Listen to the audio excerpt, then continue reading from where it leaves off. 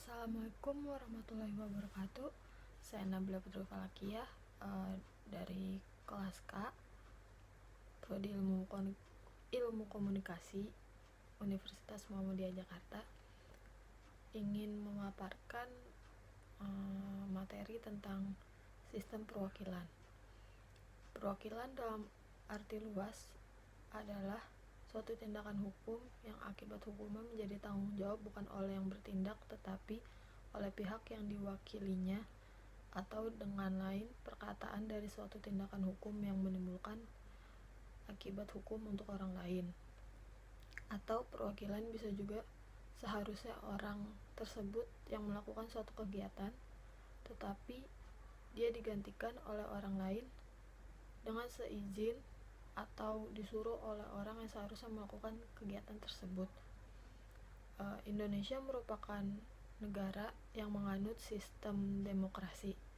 Dalam negara demokrasi, sistem perwakilan rakyat merupakan salah satu instrumen penting di mana masyarakat diberikan kewenangan untuk memilih wakil-wakil mereka di parlemen untuk menyuarakan apa saja yang menjadi keinginan atau kepentingan mereka.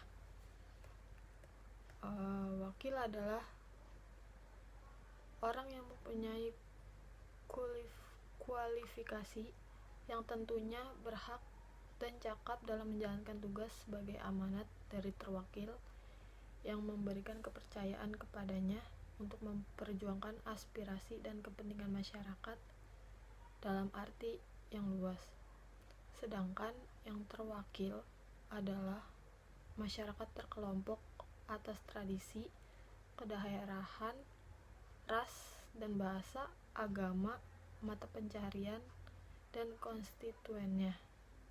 Perwakilan juga dianggap sebagai tugas moral karenanya dalam melakukan tindakan tentunya harus dilandasi dengan rasionalitas dan kebijaksanaan.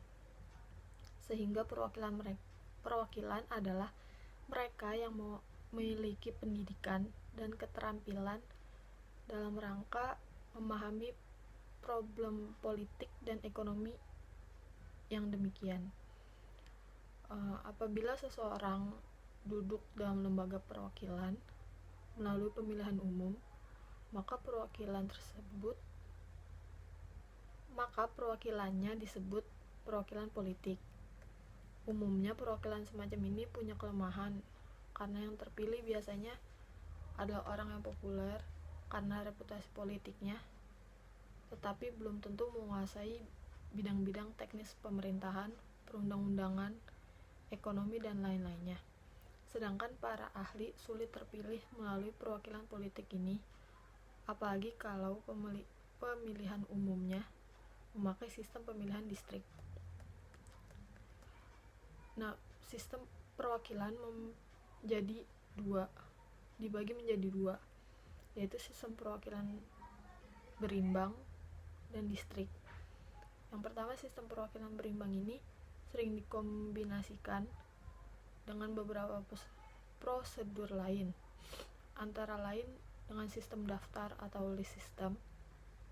Pada sistem daftar, setiap partai atau golongan mengajukan satu daftar calon-calon dan si pemilih memilih salah satu dari berbagai daftar, dan dengan demikian memilih satu partai dengan semua calon yang diajukan oleh partai itu untuk berbagai kursi yang sedang diperebutkan. Lalu yang kedua, ada sistem distrik. Sistem distrik merupakan sistem pemilihan yang paling tua, didasarkan atas kesatuan geografisnya. Setiap kesatuan geografis atau biasa disebut distrik mempunyai satu wakil dalam parlemen. Untuk keperluan pemilihan negara dibagi dalam sejumlah besar distrik, dan jumlah wakil rakyat dalam parlemen ditentukan oleh jumlah distrik. Ada dua karakter utama yang membedakan sistem distrik dari sistem lainnya. Yang pertama, di dalam sistem distrik pemilihan dikaitkan langsung dengan adanya suatu daerah pemilihan. Yang disebut distrik biasanya tidak identik dengan suatu pembagian wilayah administratif. Ciri yang kedua itu adalah bahwa yang menjadi fokus pemilihan di dalam sistem distrik bukanlah organisasi politiknya, melainkan individu yang mewakili atau dicalonkan oleh organisasi itu di suatu distrik.